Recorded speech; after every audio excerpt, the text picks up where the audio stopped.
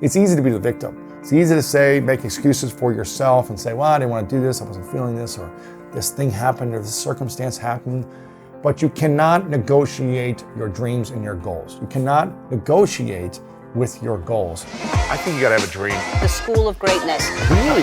Yeah. Please welcome Lewis Howes. In this video, I want to talk about the 11 habits to change your life. And these are really the habits to help you increase your happiness. Now, some people like to wait and see if happiness will ever just happen to them. Maybe one day they'll wake up and suddenly be happy and everything will be fantastic. But unfortunately, that's not just how life works. And we all know it doesn't work like that. In order to be happy, we must first have to be intentional about creating a better lifestyle. And that starts with habits. So today I want to go over the 11 habits that have transformed my life that I believe will help you build a happier, healthier, more loving life for yourself as well. And habit number 1 is to create a vision and life-fulfilling goals. Now, this is something that I talk about in my book. It's one of the first principles in the School of Greatness, is really creating a clear, intentional vision. And without a clear vision, you'll end up running in multiple different directions instead of staying focused on what truly matters in your life, your relationships, your health, and your business. And this can lead to your success being delayed a lot longer than it needs to be. And so you really want to get clear and intentional. And you can have a different vision at every different stage of your life, when you're 10 years old or when you're 50 years old. But it's important to have a clear vision. Without that, you'll just be kind of wandering around. And when we're wandering, we feel aimless. And when we feel aimless, we feel like, what's the point? What's the purpose? What's the intention for me being here? And that causes a lot of stress and anxiety when we have those thoughts. So in my life, when I wasn't clear on my vision, I was really running around and stressed out a lot. I was like, what should I be doing? I don't know. I don't feel good enough. I don't feel worthy. I don't feel like I matter. And those thoughts really don't help me improve the quality of my life. And a question someone had asked me is, what was your life like when you didn't have a clear vision versus when you created one for the School of Greatness? And for me, I remember different moments in my life. It was mostly in transition, when one goal was finished, when one dream had ended, whether it be, sports dreams or business ended. It's kind of like the transition period where I was like, well, what do I do next? And it's that discovery phase of the transition where you get to get clear. Start doing the things that you really love. Do the hobbies, hang out with people you love to spend time with, travel. Do the things you've always wanted to do and do them to the best of your ability. When you do that, you'll start to spark ideas. Things will start to come to you naturally. And that's what I really did in between transitioning before the School of Greatness into the School of Greatness. I was living my life. I was playing sports. I was being active with friends. And that process, I remember going through transition thinking, I wish there was more tools when I was growing up that would help me overcome the different challenges that I'm faced with in my life. I wish there was a school of greatness that could teach me about all these different things. And that was the spark in the transition from one business to the next on why I created the School of Greatness. And the mission now is to serve 100 million lives weekly to help them improve the quality of their life. And we do that through a lot of the things that we do in the School of Greatness. But I'm very clear on the vision and on the mission. It's very intentional. I wake up every day thinking about it, and I act based on vision. Without that vision, I would act based on, well, what am I supposed to do? I'm not sure. I don't feel good about myself. I have no direction. And again, when we have no direction, we're just kind of wandering around in a circle, and that doesn't help us move forward. It doesn't help us grow. So have a clear vision. I don't care if the vision is for 1 month or for 20 years. Have something you're working towards. That will help increase the happiness and the quality of your life. Habit number 2, this is something I learned in sports early on, is to have a positive attitude when things go bad. Now, the world is filled with a lot of different negativity, drama, stress, and sometimes it's hard not to fall victim to joining in on the negativity. This is one of the reasons why my father growing up would not let us watch the news. He would not let us watch commercials that talked about a lot of harmful things or the news, because he didn't want us to be susceptible to hearing about things that maybe are happening in a micro level that are blown out of proportion, that seem like it's happening all over the world, but it's really only happening in a small level. He didn't want us to emphasize on all this negative energy and this negative attitude. So he eliminated those thoughts from our mind to support us in the positive. In sports as well, I would also have coaches that, things wouldn't always go our way. And I used to be so negative. I used to be so reactive when I missed a shot, when I dropped a ball, when I messed up, when something that I did was wrong or was a mistake, I used to beat myself up so much. Or when we'd lose, I was such a sore loser. I'd have a bad negative attitude. And our coaches over the years would really teach me, like, that isn't helping you. That isn't supporting you or your teammates around you. But having a positive attitude when things go wrong will lift your teammates up, will lift you up to help you improve for the next play and the next moment. It's really all about having that positive attitude. Because the negative doesn't usually serve us for anything ever. There are times, absolutely, to speak up and be a stand for when bad things are happening to you or happening to other people or around you. But that's not what I'm talking about. I'm not talking about that specific moment in time. I'm talking about spending hours of your day thinking about yourself negatively and thinking about the world negatively around you, just ruminating on how negative everything is. That prevents you from showing up as the best version of yourself.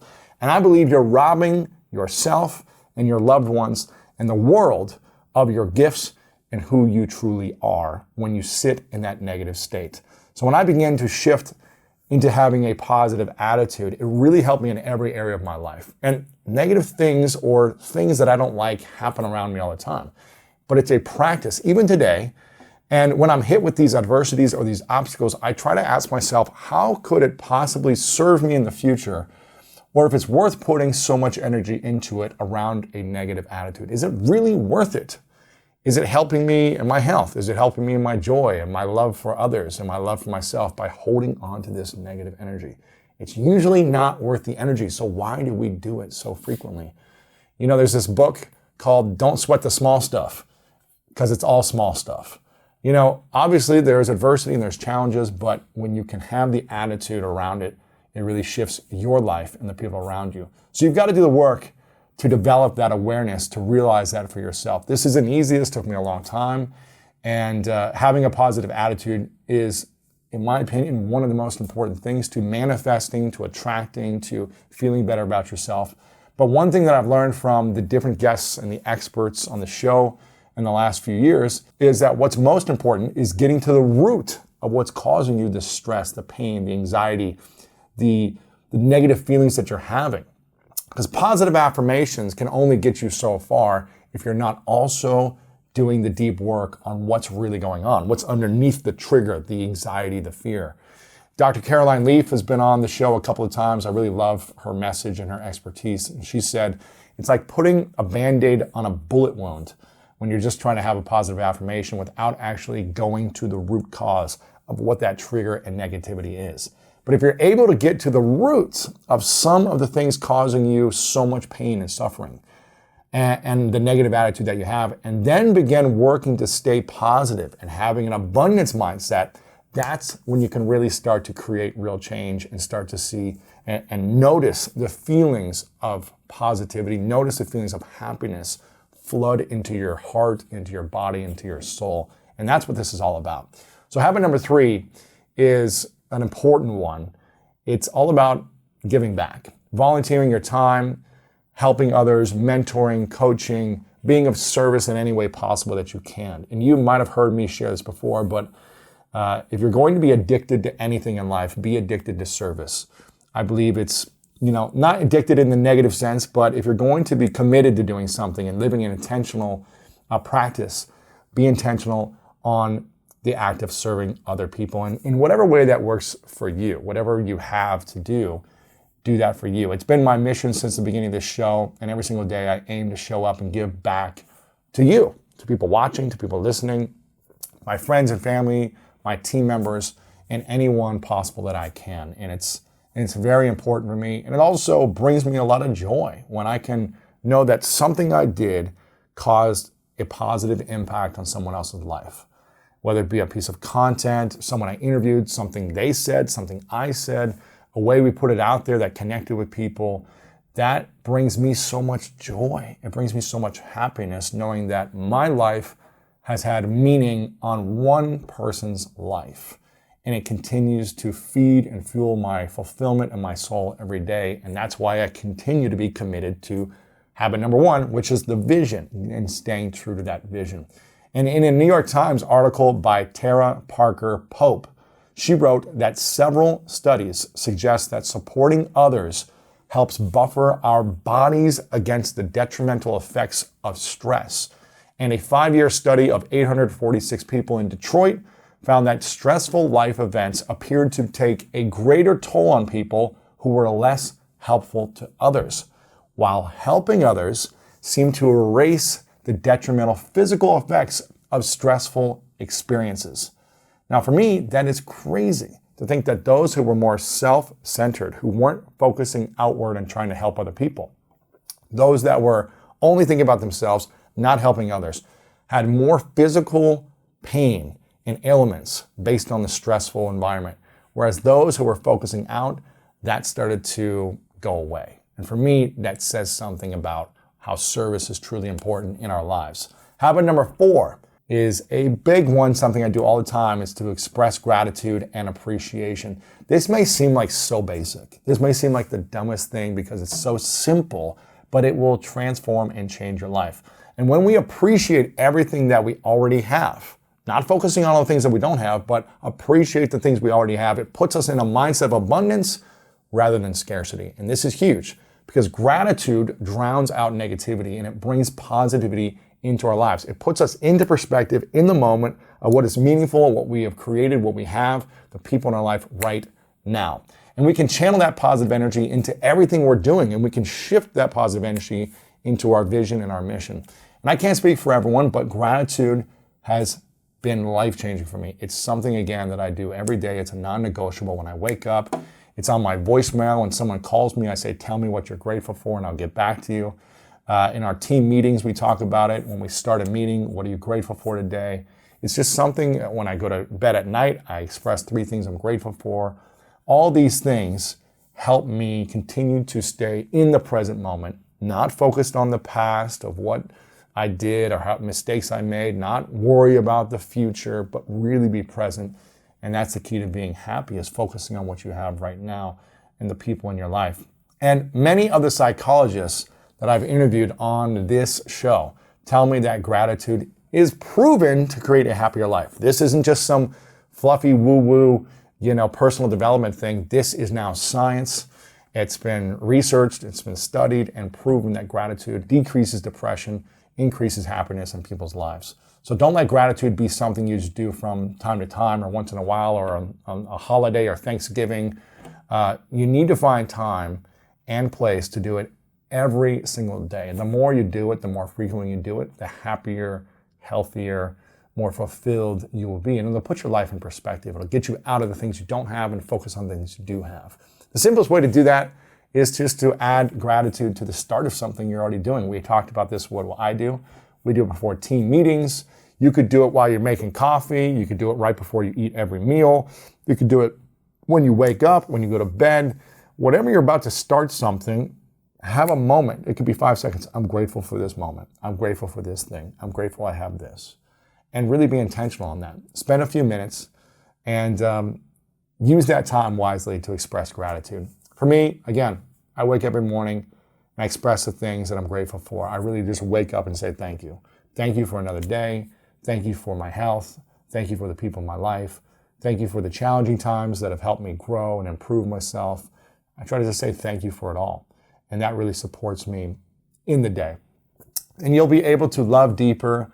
You'll create more light for other people, and you'll appreciate the little things around you more than ever. I'm telling you, a ritual of gratitude will change your life. It seems so basic. It might seem like so, this is not some crazy life hack or some app or something that's going to switch something on in your brain. This is just going back to the basics to help you improve your happiness. Habit number 5 is to create healthy relationships with boundaries. I didn't know what a boundary was until really a few years ago in certain areas of my life. And personal boundaries are essential in healthy relationships because they provide the foundation for your expectations, behavior, and how you communicate with others. But sometimes setting the limits can be challenging and difficult, especially if you want everyone to be happy around you. Now raise your hands if you are a recovering people pleaser like me and you want everyone to like you, you want everyone to be happy around you, you don't want anyone to ever be mad at you for anything. That's been me pretty much my entire life up until recently when I learned how to create healthy boundaries and know that I'm going to disappoint people. But the most important person that I'm not going to disappoint is myself. And I was always abandoning myself to try to please others, and I was hurting myself in the process. And you should never hurt yourself. You obviously don't want to hurt others, but you should never hurt yourself. And we often react differently when we don't get what we want, or when what it is happening around us isn't what we expected, when that expectation kind of hangover happens to us. Results in frustration or hurt feelings. I know the feeling. You expect someone to say something or do something, they don't do it. You get let down, it hurts. That's why communication is so important. And whether it's an intimate relationship, a family member, a business relationship, when the boundaries we have set are not met, we feel violated, or for myself, I felt abused, taken advantage of, and all these different things. And that doesn't feel good. I understand those feelings. They don't feel good. So when you create a standard, create a boundary, you've got to communicate and talk about your expectations in that communication process. Sometimes this can be extremely challenging and difficult conversations, especially if you've never done it in the past. And oftentimes boundaries are not discussed, and that can cause bitterness and resentment. And if you take the proactive approach by discussing boundaries with your partner, you can avoid a lot of that pain and stress and disaster. So I highly encourage you to be willing to be uncomfortable in those boundary conversations. And I loved this moment that I had when I interviewed Nedra Tawwab, and she said, she's like the boundary expert, and she said, when we think about boundaries, we think about them as something with someone else. But a boundary could be a morning routine. A boundary could be having some quiet time after lunch. It's not just all these things that we need other people to do. It's also what we need to do with ourselves. And I think it's so important for us to reflect on what are the boundaries we're keeping with ourselves. Not about significant others or family or friends. What are the boundaries of integrity you're keeping with yourself? So think about that for yourself and the boundaries you want to set in the specific relationships in your life. And really, are any of them being crossed already? What are the places in your life where you feel like boundaries are already being crossed? Make a list, write these down. And are you not respecting the boundaries yourself? Are you crossing boundaries that you shouldn't be crossing with someone else in your life? It's a difficult thing to do, especially if you've never really thought about them. But when I began setting boundaries in my life, as well as started to hear about the importance of them from different therapists and psychologists that we've interviewed on the show, it made a huge difference in my emotional, mental, physical well-being as well. Because really, when you think about boundaries, when an emotional, mental, or spiritual boundary feels crossed, you almost feel it in your body. I know I did. I would feel tightness, tension. I would have like eczema flare-ups when a boundary was crossed, and I didn't know how to handle it. And you feel the boundary being crossed emotionally, and it physically manifests. So this will continue to help you be happier and physically healthier when you create boundaries, which leads me into habit number 6, which is to take care of your physical health. Work out, eat clean, physical and mental health. The emotional and mental stress can really lean into the physical damage if we don't have a clean, healthy relationship with the mental and emotional side of ourselves, creating boundaries and all that other stuff. But taking care of your body consistently, moving your body, exercising is so important for your overall physical and mental health. We've had so many different experts come on and talk about the research and the science of how physical movement increases happiness, increases dopamine, makes you feel more confident, all these things. Being stagnant for 2 weeks and not moving your body will make you feel less and less confident, make you feel weak, and all those different feelings will create stress and anxiety in your life. When you don't exercise, you're not giving your body the clarity it needs. It's not cleansing itself. It's not moving. And you've got to move in order to get you closer towards your desired goals as well. So you got to think about these things. What does your body need? It's something that I've started talking about more and more as I've started to integrate this more and more in my life. And I started taking boxing lessons a couple times a week 6 months ago, and it's transformed my physical and mental health. You might have to reassess, like, are the physical activities I'm doing right now supporting me? Or do I need to mix it up? Do I need to try something new? Do I need a new challenge? That's what I did with boxing. I've been able to lift and run and play sports my whole life, but I felt like I needed something to shift me physically And boxing was something I'd never done, something that was challenging. It's mental, it's emotional, and physical. And it's one of the hardest workouts I've ever done. So I go early in the morning, and I do that because that's been huge for me, because it means I can take care of the most important and often the hardest things first, which set up the rest of my day for success.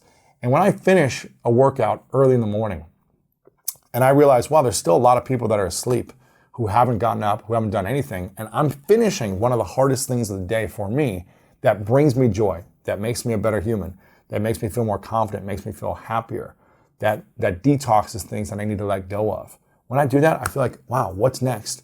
What is there that I need to do? I can do anything. Bring it to me. I will take on the world today.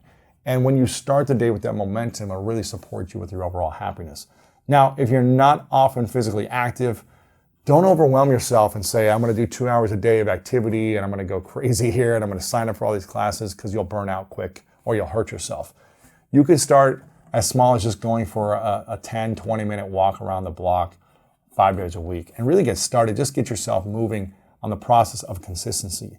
And even if you're making small progress, that progress is signaling your brain of the changes that you are wanting to make. And again, 5, 10, 20 minutes a day will eventually be 30 and 60 minutes a day, and it'll continue to build and compound over time. So don't overwhelm yourself by thinking you have to go extremely crazy right off the bat, and I'm going to eat perfect 7 days a week, I'm going to train like a machine, and I'm going to get 12 hours of sleep, and all these things.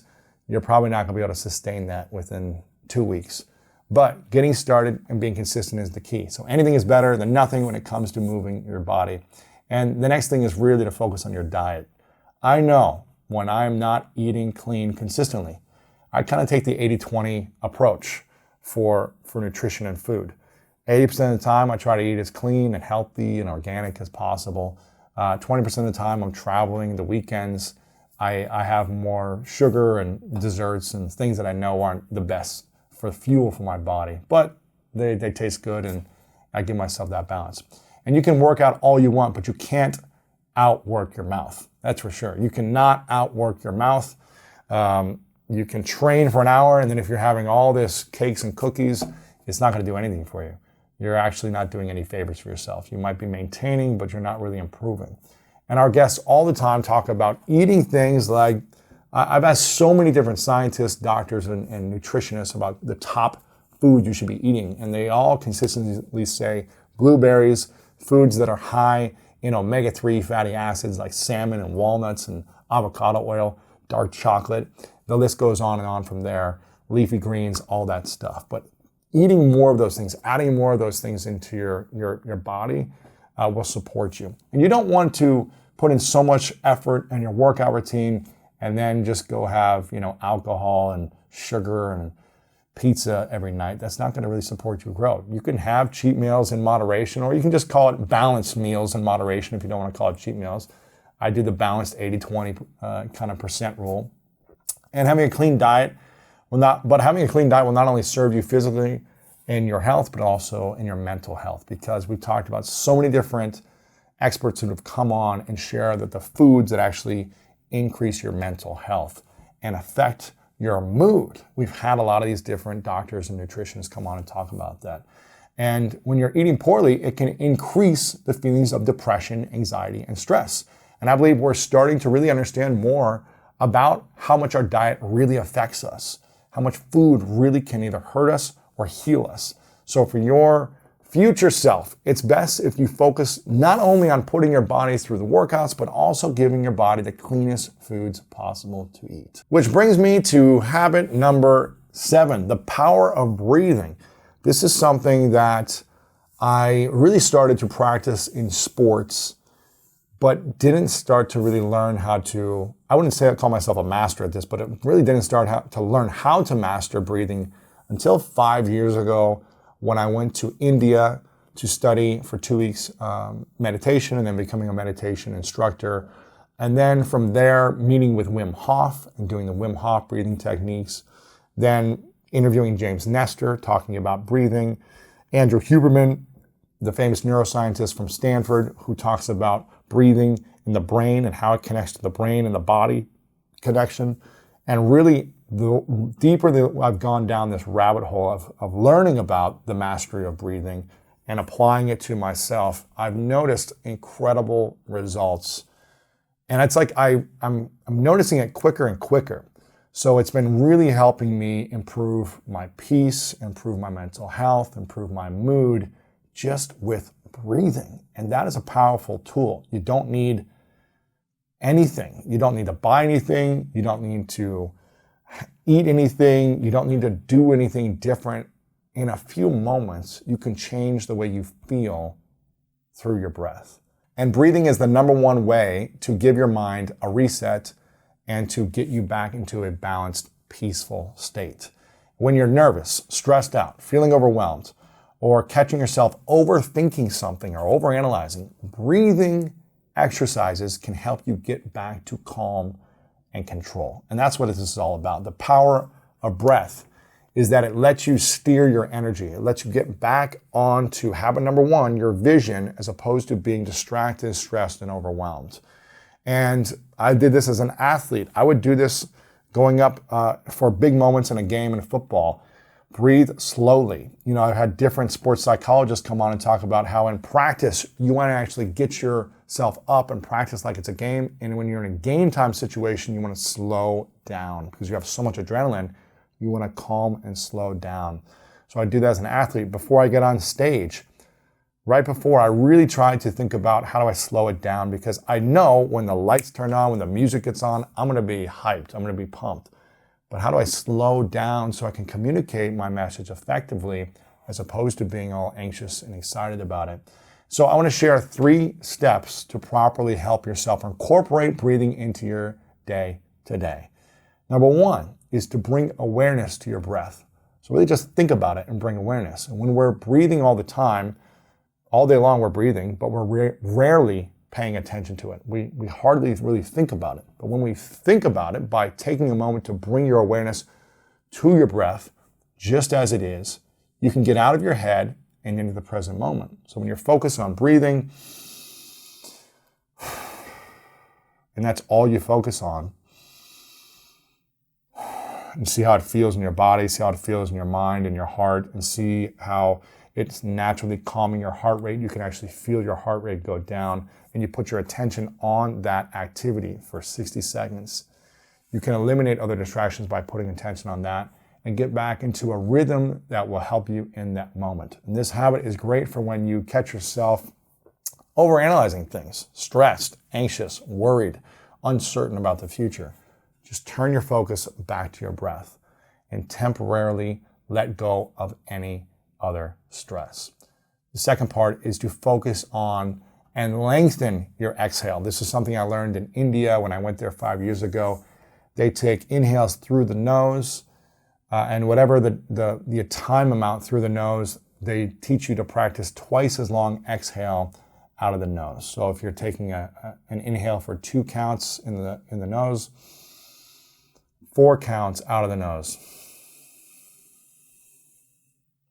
And by repeating that process, it'll calm your heart rate, it'll calm your mind, and get you back into a peaceful state. If you just repeat that process over and over again, or it could be 4 inhale and 8 out, 3 inhale, 6 out. The exhale is just as important, if not more important than your inhale. So drawing out your exhale will slow your heart rate down and again, bring you into a calmer state of mind. And number 3 is to use a deliberate sigh. So Dr. Andrew Huberman, who is a neuroscientist from Stanford, who's been on the show a couple of times, showed me an exercise that involves breathing with a double intake and an extended exhale. So still the same extended exhale, but a double intake. And by doing this exercise for just 2 or 3 cycles can really help you calm down. And it also expands the oxygen level in your body as well. And I urge you to try it a few times during the day when you feel overwhelmed. I've been doing this a lot since he taught me. It's a simply, you breathe through the nose with a double inhale like this. So a double inhale.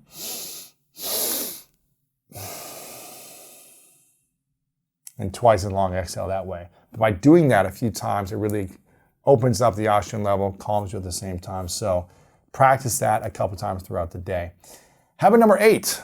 This is huge. Again, this is no secret. This is no crazy hack. It's just sleep more. Sleep more. Recover. Your body is going through so much every single day, especially with in the last 20 years with all the data and information we are consuming from our smartphones, from computers. We're getting so much data points every day. The body needs more rest. We're working harder. We're trying to be more productive. We're trying to squeeze the juice out of life more. Whether it's play, work, relationships, we're squeezing more juice out of life. And we need proper sleep to recover. And if we're staying up till 2 or 3 a.m. and feeling exhausted from the day and anxious about tomorrow, then we're going to be in a sleep deficit, and we need to get back on track with our sleep. So here's a few ways to start getting better sleep. Number one, stick to a sleep schedule as often as you can. Now this can be hard if you're traveling, I get it, but as often as you can, try to go to bed at the same time. Proper sleep recovers and refreshes your mind, so the next day can be stress-free. But it's important to say, okay, I'm going to be in bed by 10 every night or 11 every night or whatever that time is for you. So you have a schedule so you know you're going to get the certain amount of hours you need. Number two, pay attention to your diet that day. Try not to have big, heavy meals before sleeping, and also try to limit your caffeine intake after, I would say, 10 a.m. to noon. You don't really want to have caffeine after that. The research has shown it's going to make it harder for you to go to sleep at night. So number three is creating a peaceful environment for your sleep is crucial. My friend Sean Stevenson talks about this in his book, Sleep Smarter, that you want to create a sleep sanctuary. You want to make sure that your bedroom, where you sleep, is a sanctuary for you to shut off and go to sleep. And that can be hard for some of us as we work from home, we sleep at home, we work, we've got a lot of activities happening in the same place. It's hard to really shut it off when you're used to picking up your phone in the morning or being on your phone at night, watching TV in bed, or doing all these other things in your sleeping space. But you want to create a sleep sanctuary. You want to create a routine that helps you separate yourself from the other areas of your life, like taking a bath. It'll help you rest and recover better. So what is the routine? What is the sanctuary that you're going to create? The environment of peaceful, restful sleep. It's one of the most important things you can do. And as an athlete, I used to sleep a ton. I knew the importance of sleep because your body would be so sore. We would take naps. We would sleep as much as we could. I used to sleep in as long as I could to get that quality sleep. As a business leader, when I'm traveling, I know now I'm not 21 anymore. I know the importance of my sleep. Even if I get 2 or 3 hours less sleep than I'm used to, it will affect me. I'll need more caffeine. There'll be other things you'll need to supplement. So it's important to know that if you are living a high performance life, if you are trying to squeeze the juice out of life, if that's the season of life you're in right now, you've got to make sleep a huge priority for yourself so you have the energy, the focus, and the clarity to move towards your vision. Habit number 9. This is a big one. It's a big one because a lot of people don't like to do this, is to take responsibility for yourself, for your actions, and keep yourself accountable. Now, it's easy to be the victim. It's easy to say, make excuses for yourself and say, well, I didn't want to do this, I wasn't feeling this, or this thing happened, or this circumstance happened. But you cannot negotiate your dreams and your goals. You cannot negotiate with your goals through circumstances or excuses. That will make you unhappy. It's up to you to take responsibility for your life. And you have to decide today that you're going to get in shape, that you're going to start that side hustle or that business, that you're going to take on a new hobby.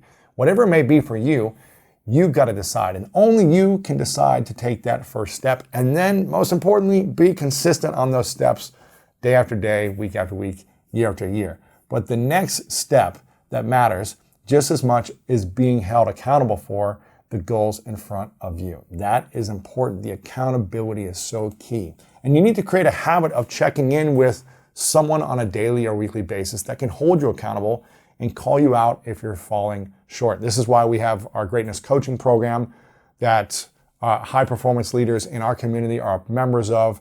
They have joined, they have monthly accountability, they've got partners, they've got myself, they've got a coach, all these different things to help people stay accountable. An accountability partner could be a friend for you, could be a family member, could be a coworker, could be a coach that you hire, could just be someone you pay as an accountability person to check on you daily.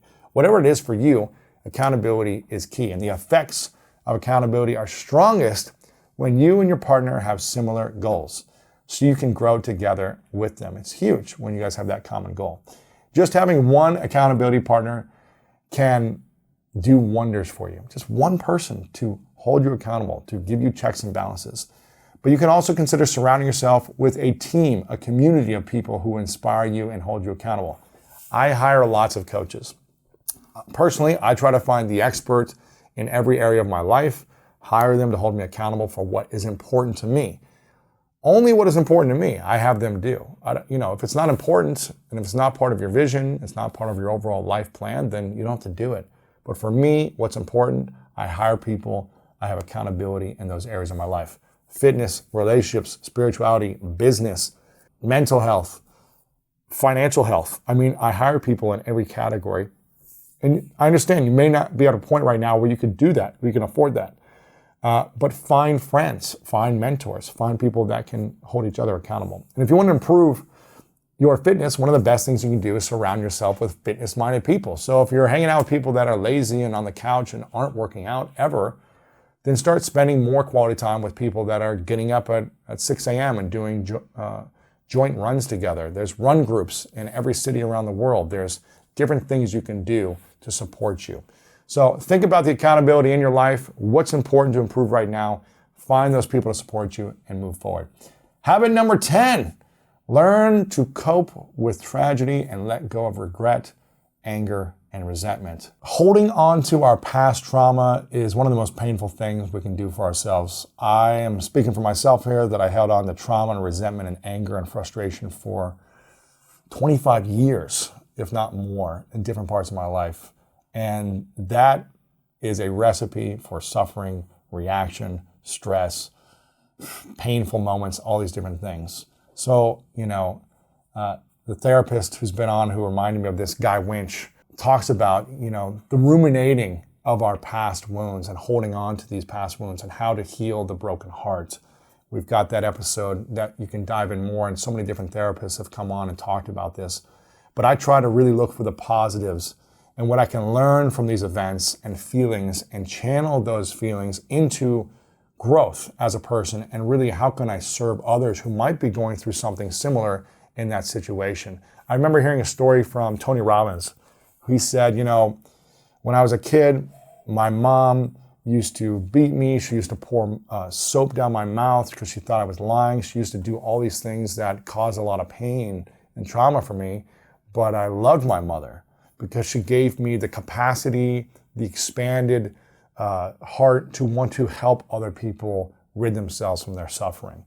So he used the painful moment not as resentment to hold on to, being angry at his mom, but to say, I love my mom for this. She didn't know any better in these times. She was doing her best. She was also loving in other ways. But those moments, I'm not going to hold on to them and suffer. I'm going to use them to end suffering for those around me. And I think that's really powerful. So really think about how you can let go of the emotional traumas. This might take some work for a lot of people. For me, it took a long time to really learn how to do that. It's one of the reasons why I started School of Greatness, because I wanted to interview these experts to teach me. But it's created so much freedom and peace in my life and happiness in the process. And habit number 11 is to eliminate things that don't make you happy and focus on what does make you happy. So I asked Matthew McConaughey this, and when I interviewed him, I said, what are 5 things that we should be eliminating in our life? And he mentioned this list of these 5 things. Number 1, we should be eliminating bad people. Eliminate people that don't promote your growth and that don't bring you joy. We often cling onto these toxic relationships or people because they validate us in the short term, but they're very harmful in the long term. So eliminate those people, or at least distance yourself. Distance yourself and start spending more quality time with people that bring you joy. Number 2 to eliminate is bad places. Stop going to places that encourage unhealthy lifestyle behaviors, like bars or fast food restaurants, etc. Again, don't go to these places if you know you don't feel good when you're there or afterwards. And if a certain place continually makes you feel bad, do whatever you can to eliminate or distance yourself or go there less. Our environment can really impact our mood in a big way. It's hard to not notice that. So create those environments for yourself that are healthier. Number 3, you got to eliminate the comparison to others. Stop comparing yourself to others and eliminate jealousy, because what is it, the quote, comparison is the thief of joy? I think Einstein said that, when we're constantly and comparing yourself to yourself of where you think you should be or whatever, it's like always in comparison mode, is not going to do anything good for your happiness. Number 4, overthinking your failures. Instead of dissecting all your problems, start dissecting all your success, all the things you've done to overcome the challenges. And ask yourself, how can I replicate my successes rather than how can I stop my failures? And number 5 to eliminate is instant gratification. This is a big one. Fight the cravings for instant pleasure and results and be okay with delayed gratification, knowing that you're going to be doing the work consistently and your future self is going to be grateful for your current self and the consistent effort you're putting in. You're going to reap way bigger rewards in the future if you can delay that gratification. So there you have it. These are the 11 healthy, happy habits to increase the overall joy of your life and set you up for a better life. And if you can commit to implementing these in small ways over the next couple of months, I'd be curious about what would happen in your life. What do you think you could create and transform in your life just by implementing a few of these things consistently for a couple months? Leave a comment below of 1 or 2 that you enjoyed the most, or 1 or 2 that you know you need to improve on in your life. Which one impacted you? Which one, ooh, that resonated, I've got to do that more, or this one has been working wonders for me for years. Leave a comment below on YouTube and let me know. I'd love to hear your thoughts on that. Also, if you haven't picked up a copy of the book, The School of Greatness, this has more in-depth on the principles of greatness, the distinctions to help you improve the quality of your life to reach greatness for your life. And it's all about living bigger, loving deeper, and leaving a legacy. So if you want more, you can check out the School of Greatness book. We'll have links below to help you further your education. Again, leave your comment below. Subscribe to this podcast over on YouTube or on the audio on Apple Podcast, and let us know your thoughts. Share this with a few friends. We'll also have more content right after this to help you dissect deeper on habits and happiness in your life. So thanks so much for being here. You spent the last 2-3 years researching consistently, constantly on how people become extraordinary. Yeah. And I'm obsessed with greatness. I know, you love this stuff. That's why I knew this interview was going to be amazing. Yes. It's like we could vibe on this all day long. Exactly. Yeah. I probably haven't done the in-detailed research, like the scientific, Harvard-backed studies the way you have. Yeah. So I'm excited to tap into this and really understand why and how people can become great at anything that they want to do in their personal life, their relationships, financially, whatever it may be their dream is. And I know you've paved the way with this, so I'm very excited about this. But you have written 3 number 1 New York Times bestsellers or 2? 3 New York Times bestsellers. This is the 6th book, and all 5 previous books were number 1 on Amazon or Barnes & Noble or something like that. So we've been at it, and this is, people always say, well, you're the YouTube guy or you're the Facebook guy. I'm like, I'm a writer. Mm-hmm. I only learned marketing or doing stuff like this so I could support the writing. Of course. Well, you've done a great job of marketing yourself. You're, Thanks. I think, one of the top 100 most followed public figures on Facebook.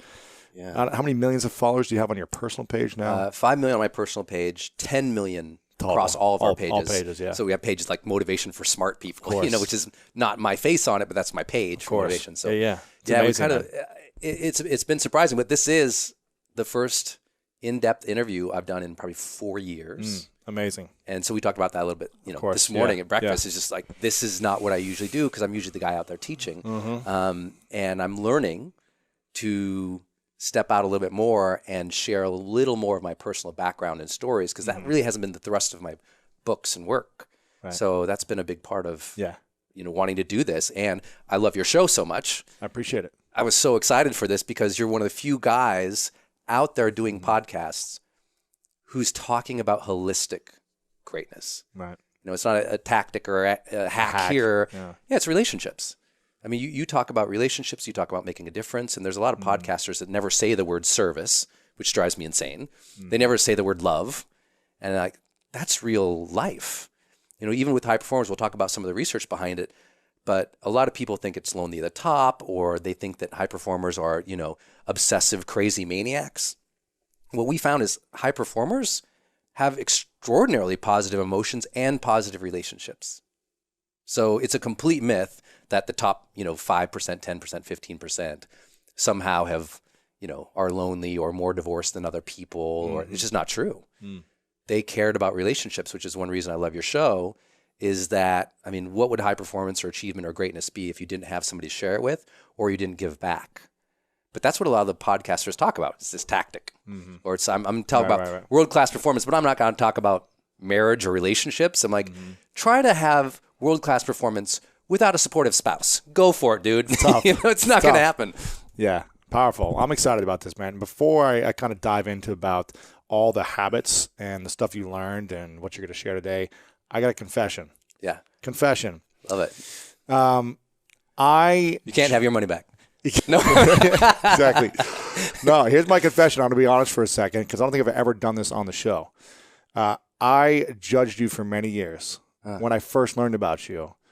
And I think it's because I didn't meet you and I didn't hear about you from other people. And I'm glad you're doing more media right now. Yeah. And opening up and having the vlog come out here because I think because I didn't know enough about you personally, besides what you shared was like the same stories. Yeah. I was like, I don't know enough about them to like feel them out, to feel comfortable yet. Yes. To have like a positive, I was kind of neutral. I was like, I don't know if I like him or I don't like him. Yeah. So I want to say I apologize for judging you because you're completely opposite of what I had no clue what I was thinking about in my mind for some time. And, everything that you've done has exceeded the expectation of so many people, and you continue to serve at a high level. And I think that's what's powerful to talk about is service. Yeah. Is sure we have our own stuff we're all working on all the time, but you have stepped up to serve so many people, and you've committed to learning the things you need to learn to reach more people with powerful messages. Yes.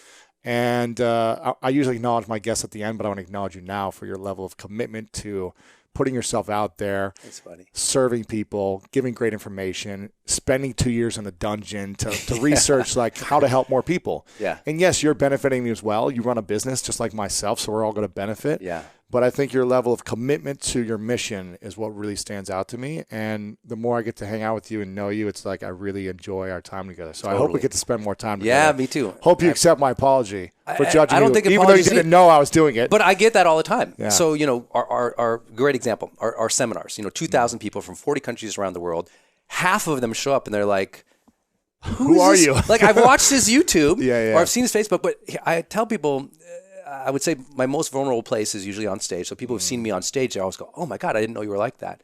And part of that reason isn't because I'm like scared of sharing my life.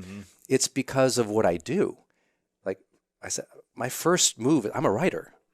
My second move is I'm a coach. Both of those things are kind of behind the scenes. And so when it comes time, when Instagram came out, everyone's like, why aren't you on Instagram yet? I'm like, dude, because I don't really show that part of my life, or I don't have a lot of pictures with a lot of the celebrities that we work with because I sign NDAs and I sign, confidentiality agreements so I can work with them and get in their personal lives. I've always been the guy who gets into people's personal lives and helps them through it.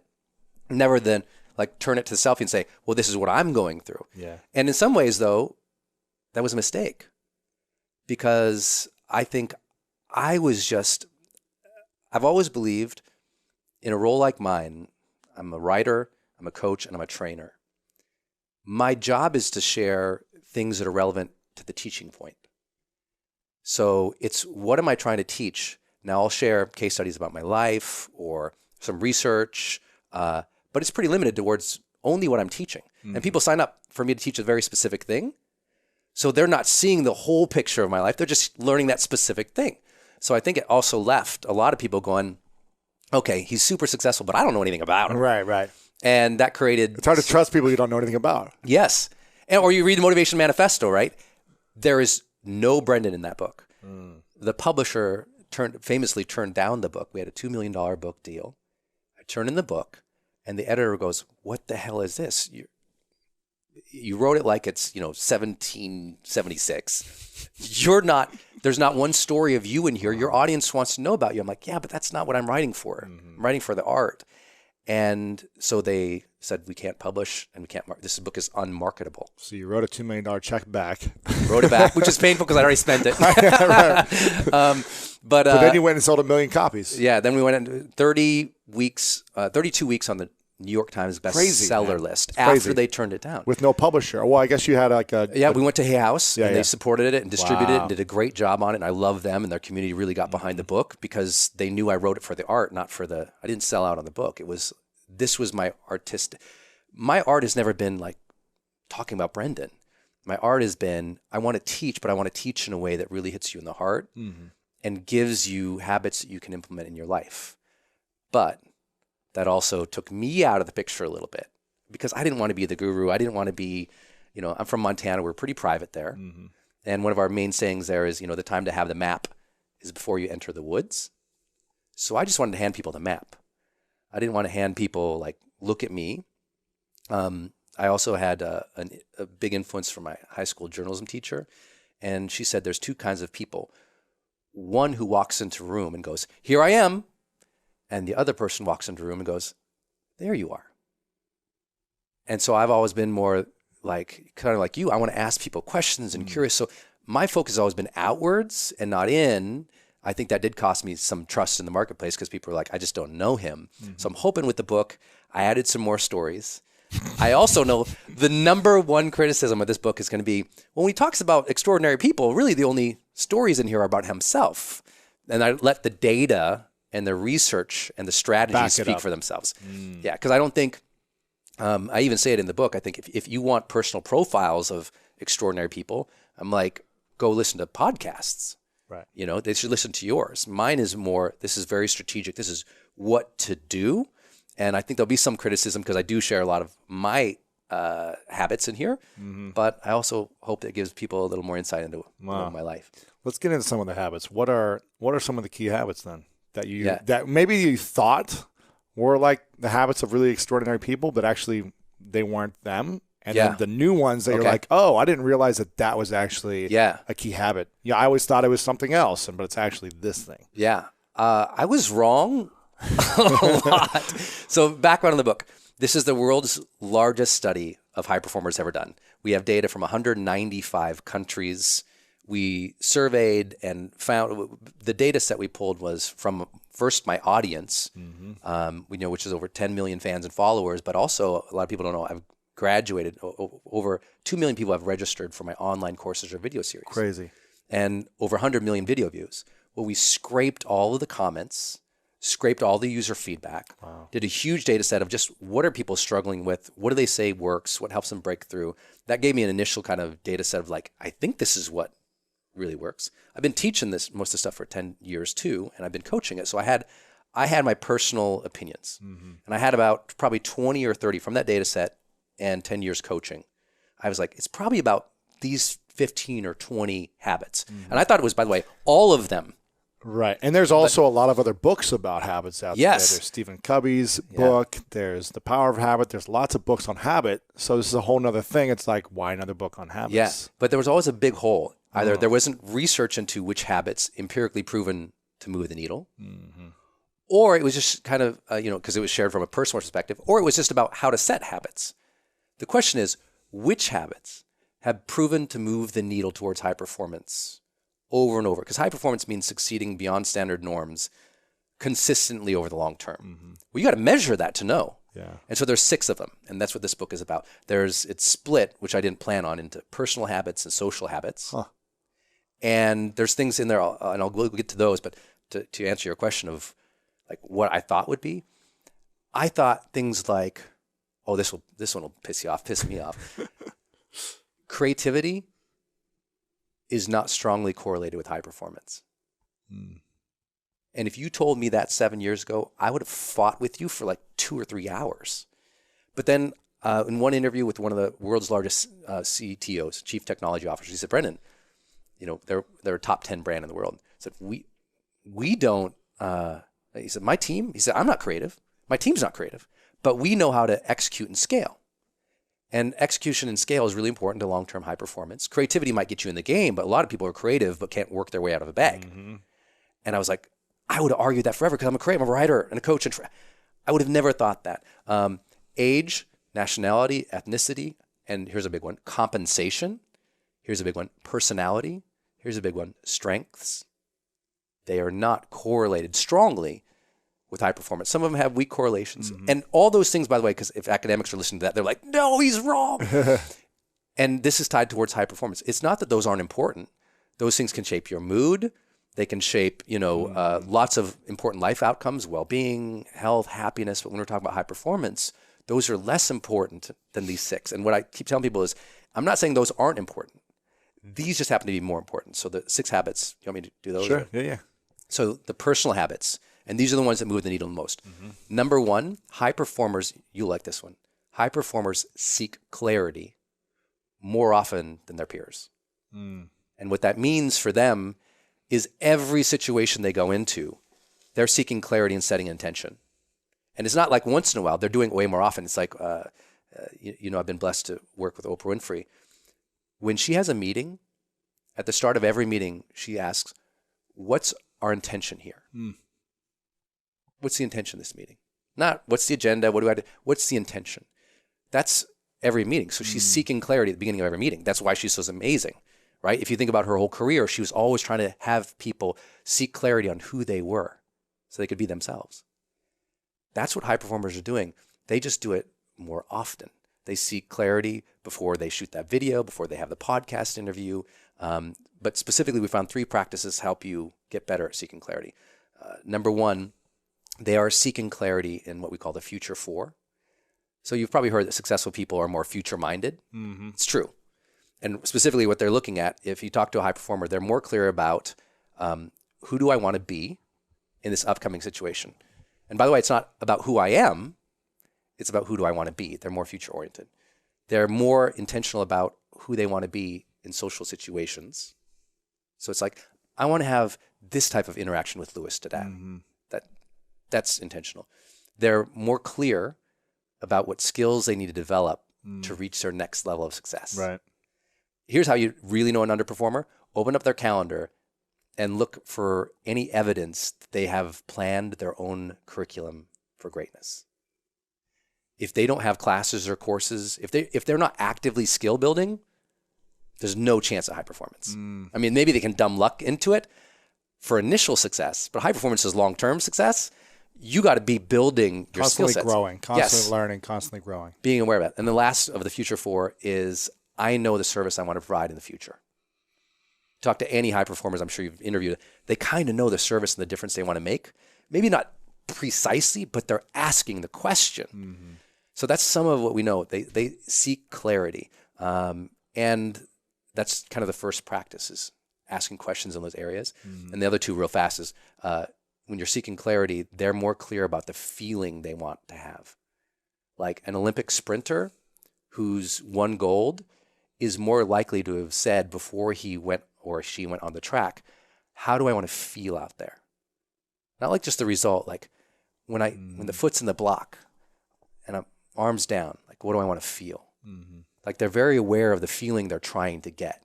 Yeah, I don't want to feel nervous and stressed. I want to feel calm and clear and smooth. And and they're doing that self-talk, which is seeking clarity. And then the last one, which is really important, they're clear about what's meaningful to them now and what might be different in the future, which is something I didn't know until we did a lot of the interviews or the conversations. Is a lot of people kind of know what I like now. They know what their passion is, but it's like, what's going to be meaningful to you later, like in 5 years?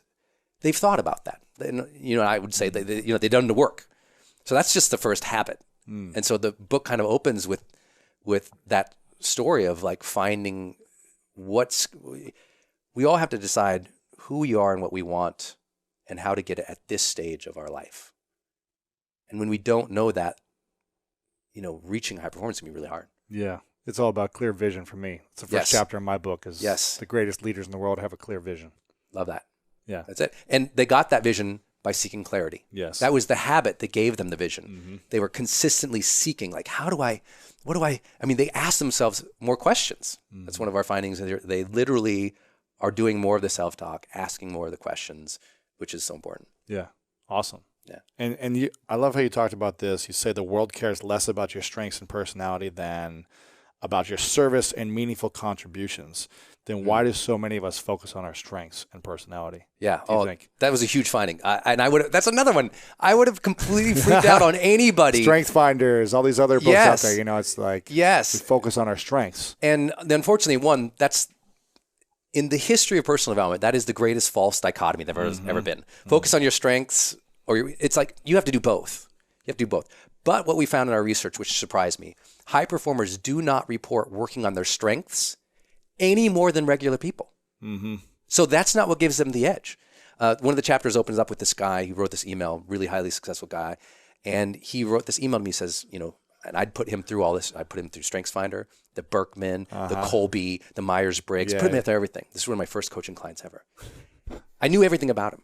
We knew all his background. We did all the homework. Had his peer review, his 360 assessments from work. And then I watched him fail for 2 years. And he wrote me this email and he said, Brendan, stop telling me like what successful people are like, because we know my strengths. I'm not getting ahead, and start telling me what they do.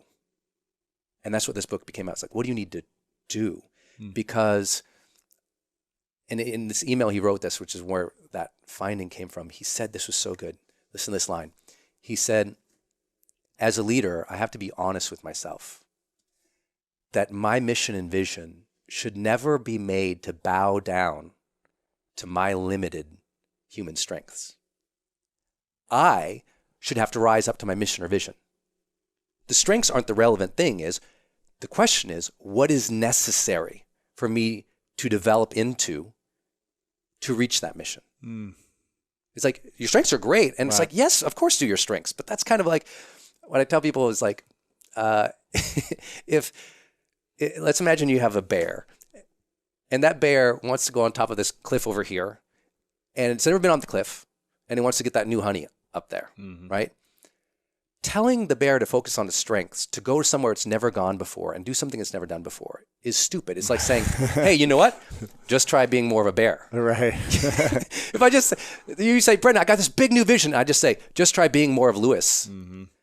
I mean, it's a spiritual level that feels good, but you and I both know you're going to have to develop far beyond your comfort zones. And strengths are typically comfort zones. We got to overcome that and go to the next level. And develop new skills and overcome certain fears and all these other things that are going to help us get to the next level. Is that right? Yeah. The whole conversation of beyond the comfort zone really requires us to go beyond our strengths. It really requires us. That is our comfort zone. That is our comfort zone. What we already know, what we're good at. And the problem with all the StrengthsFinder and all of the strengths-based movement is the assumption, and they're all written academically this way, based on what are called innate strengths. An innate strength is the assumption that you had that from birth, and that those innate strengths are what you focus on. And I'm like, well, if you had it at birth, you probably had it when you were 15 years old too. So if it's innate, you had it at 15. Are the strengths you had at 15 sufficient to serve you at 50? Hell no. You need to develop beyond what's innate and go to a whole other level. And so I take on strengths in the book in that way, but I also say it almost doesn't matter, because a lot of people have strengths and they suck at work because they're not doing these habits. I mean, how many people do you know I know who are amazingly strong, and their strengths finders are amazing, and they don't do anything all day? That's it. Yeah. A lot of people. I mean, in the sports world, there's a lot of great, talented people who had the greatest gifts, but they still weren't able to win. Yeah. Or they were lazy, or they wouldn't, hustle or sacrifice their body because they just relied on their talents, their strengths. And so they were never able to get to the championship game or get on the best teams because and they had all the talent in the world. And you're just like, if I was as gifted as this person, I would be incredible. You know? I mean, that's the whole thing about the talent code or a lot of newer research and performance. It just says what's more important is what you do with what you got to develop into the vision of the mission you need to serve. And so the book kind of lays out a lot of the science behind that, and then goes into, obviously most of it's oriented towards the 6 habits. So in terms of clarity, what is that habit that you take on a daily or monthly basis with clarity? What do you think about? You're like, every morning, what am I clear about? Or, how do you apply that habit to your life? I apply it in a couple ways. First, for me, every situation I go into, I'm consistently asking, like, what's the feeling I want to have here? If you ever see me teach, it's often, I would say, bring the joy. So I have joy triggers that I've set up in my mind that makes me more intentional about things. So for example, I have a door frame trigger. Whenever I walk through a door, I say, bring the joy. So when I walk through that door right there, it's like, bring the joy into this room. It's just a mental trigger that I've set up for myself. Every morning in the shower, I ask myself 3 questions.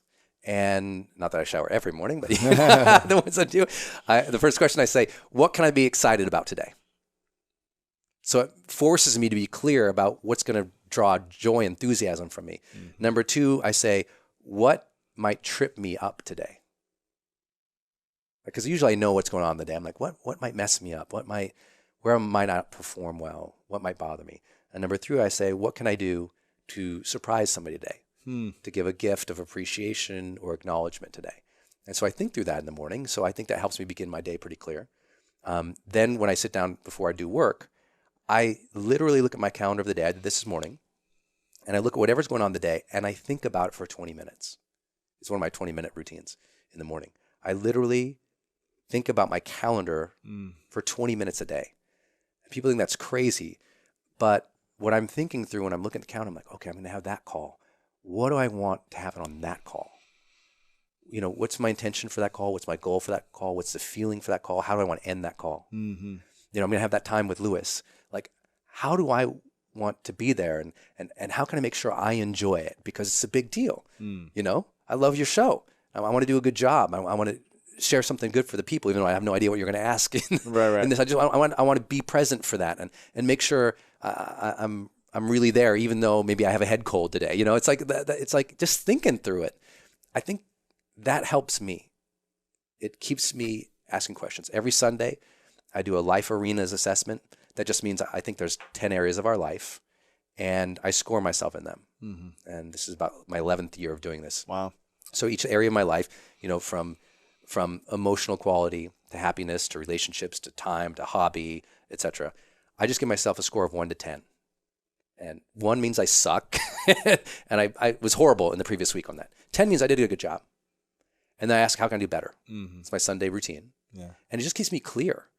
And it's not like I don't sometimes, like everyone else, you know, wonder what's going on or what I'm doing. But those habits, those were my habits. You have to establish your own for seeking clarity. Right. But when you have them, you weaponize your life. Absolutely, yeah. Clarity, powerful thing. Without clarity, it's hard to achieve a dream. Yeah. It's hard to get better. It's hard to grow and be a high performer. Yeah, no clarity, no change. That's it. No goals, no growth. That's it. The second one that I see here is energy. Yeah. What do you mean by energy? So in the way we peak energy, high energy all day long. Yeah, no, it's not caffeinated energy, but it's the habit is generate energy. Okay. Not necessarily have energy. Create energy. Create energy. And what they do, the way we measure that was kind of academic. Mental energy, which is tied to your focus and your stamina and your ability to manage complex tasks without too much mental stress. Number 2 is emotional energy, which is just the quality of your positive emotions. And number 3 is physical energy. High performers are 40% more likely to work out 5 times per week than the rest of their peers. So that means the top 15% most high-performing people in the world tend to work out 5 days per week. And that workout could be defined as, 45-minute brisk walk or, HIIT intensity or whatever it is, but 40% more likely. That's a huge finding. And what we found is high performers just have better well-being and happiness and physical conditioning than everybody else. One stunning finding was CEOs, senior executives, and business owners, they report expending as much energy as athletes who are competitive now. I can imagine. Yeah. Yeah. I was surprised by that. I would have thought, athletes would be 10% more. I mean, the emotional and mental energy they have to, the decision-making, the conversations, the big deals, the stakeness. Yeah.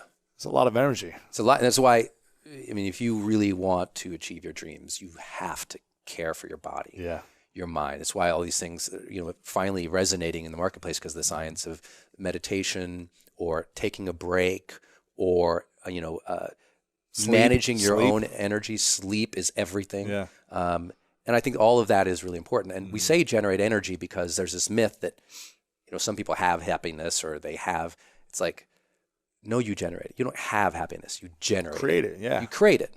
And so the quality of your energy you have to create. Like you and I both, I mean, if most of our audience knew our schedules, your schedule the last 5 days, is like, how is Lewis even able to focus right now? And how are you able to get here and do this as well? Yeah, but it's because we say, well, this is our mission. Show up, man. Yeah, there's plenty of times I got to imagine you walked on the field and you were like, I'm spent. Exhausted. I remember when you like flew down to compete in I South still America. I still play with the USA team handball Yeah. team. And a year ago, I flew down to.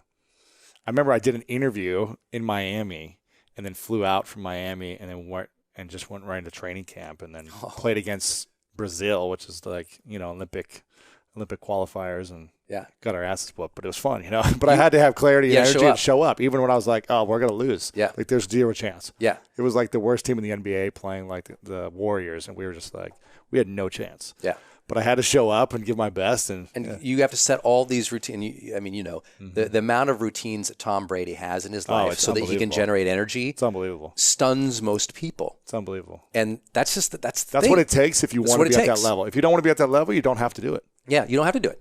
I mean, everybody can just like, well, I'm going to go, hit the Cinnabon, but it's like, it's pretty like, good. How do you want to feel at 3:00? Yes. If you want to feel amazing at 3:00, don't end lunch with a Cinnabon. It's like crazy. You have to. Gosh, it's crazy. Like I'm 34 now, and I could eat like sugar and bad food for all my 20s, right? Yeah. And now when I go off of sugar for like a month and then I just binge for a day, it's like I literally can't walk the next day. My back is like so stiff. Sugar I'm like, hangover. oh my gosh, like my whole body is exhausted. Inflammation. So much inflammation. Yes. Once I cut it out and then I bring it back, I'm like, I feel so old. Yeah. Well, and dude, I'm the same way at my seminars. Like we do 4-day event, and it's just me. I usually have 1 or 2 big names come in, but it's me 12 hours a day, 4 days, Teaching. and I never sit down. High energy. I never sit down on stage. And super high energy. I mean, really going for it. Not just the clapping and the jumping, but really just spending heart. You know how hard it is. Of course. And I had to, about the same time, when I was 35, I had a famous strength and conditioning coach backstage. He works with me and Usher. And he's like, what do you eat back here? And, another guy came in and strapped the heart rate monitor machine. He goes, I'm equivalently working out at the marathon level every day for 4 days. They're like, you're not eating. I was losing on average 11 pounds in my seminars. And I do 8 events a year. So I was losing 88 pounds a year. It was like, it's horrible for your health. So I had to learn how to eat. I had to learn I do ice baths every night at my events, which smart. No one loves to do that. Here's the thing. I used to do it every day in football, like during the season. Yeah. And it sucks for the first month, but then you start to love it. Yes, I have to do it. You know what I mean? It's like you just start to, it feels so good. So. Feels so good. After stage, it's the like best. 12 hours. So no one says I want a habit of taking an ice bath at the end of the day. Mm-hmm. But if I want to be high performing on stage, that's the choice. Yeah. Now, obviously, people listening, consult your doctor. Of course. Yeah. And only do it for 10 minutes. Don't stay in for a half hour. Yeah. Right. So, but all those things you have to. So, what energy. are your habits for energy? And the funny thing is, you sit down with high performers, they know them. They can tell you, I do this, and you're like, man, you're on your game. You got it down. Yeah. And they're always probably looking to improve it. Yeah. Totally. Yeah. They're always, but they're very aware of it. And they, what I found was they get pissy if they're off it. Yeah, of course. I didn't meditate this morning, and I was like, I was kind of frustrated a little bit. Someone asked me when we were at our meeting today at the Soho House, he was like, how was your meditation? Because he knows I like to meditate. And I was like, I missed this morning. I did yesterday, but I missed this morning. It's agitating when I miss one of my habits. Yes. It's like, I need to get up earlier. And yeah. That is exactly what you just said. It really agitates high performers when they're off their energetic Absolutely. habits. Yeah. The third big personal habit, which, by the way, I've been teaching high performance for a decade. We have the #1 seminar on that and the #1 online course. And I was wrong. I never knew this was a thing. And you're going to laugh because you're like, duh, dude, I could have sat you down. But I just didn't know. I knew I taught it as like subtext, but I didn't know it was the thing. And that is high performers raise necessity. And what that means is they raise the necessity of performance in their mind before each performance. They say, I got to do great. And they give themselves reasons why. So they're connected to their why. But it's different than just giving, like, know your why is nice. Know your why and give yourself edge for it. What do you mean? Let me give you an example. Two guys walking out on the track field. Who's going to win? Well, equal quality of experience, similar times, maybe they've raced before. The guy at the blocks who I'm going to bet on is the guy who came out and said, got to do this for my mom. They have a reason to perform at heightened levels. And they have connected to that over and over. Now, again, some of this, Brendan. But the finding, the research is they just do that more often than underperformers or even, good performers. Yeah. They're more connected to their reasons why, and they're stirring it, man. It's like, and they do it from two angles. One angle is your internal standards. Like my values or my self-expectations say, I got to crush this because that's who I freaking am. Yeah. Like when you walk out, you're like, you're not going to, screw around on when you're playing handball. You're like, this is who I'm Lewis. I'm an athlete. Yeah. I'm going to kick some ass here. Yeah. It's that self expectation. Okay. Then though, they pair it with external obligation. Like my team needs me to do this. The deadline says this time. There's some kind of external, they don't call it pressure. My family, something bigger than themselves. Something bigger than themselves. Yeah. Yeah. And that was another thing I was surprised by. They don't say, they rarely use the word pressure because they want it. Like people who use pressure, they don't want it. But high performers, I found they're connected. I'm doing this for a bigger cause, a bigger reason, a team. Or there's sometimes just like deadline. Like I'm an unbelievably high performing rider when there's a deadline. Yeah, I'm a weapon, right? Before that, I'm not always on my game. Sure. So, but if you have those reasons, so you got to have your internal reasons and your external reasons, and then your job is remind yourself of that more often. That's what's called raising necessity. And we were the first ones to kind of prove that with the data. And I was pretty stunned at that. Remember, these three aren't like my opinion. You might say, yeah, these are whatever. I'm like, but these ones are more important than everything else we measure. Really? These over 100 different habits. These are the ones that move the needle. So if you want to move the needle in your personal life, number one, seek clarity more often. Number two, generate energy with more consistency and will. And number three, raise necessity, raise the stakes before you go into any performance situation, where that's that next sales call. Because, it's easy. I think what high performers do, because of those three things, they're not going through the motions. There's not. There's more intentionality, more exerting of will, certainly more discipline. That's what's happening. That's why there's magic starting to happen. And then we compare it or combine it with the social habits, which we can walk through. And it was like, that's what makes it all come together. So what's the first social habit? Increase productivity. It's kind of like no duh. High performers are productive dudes.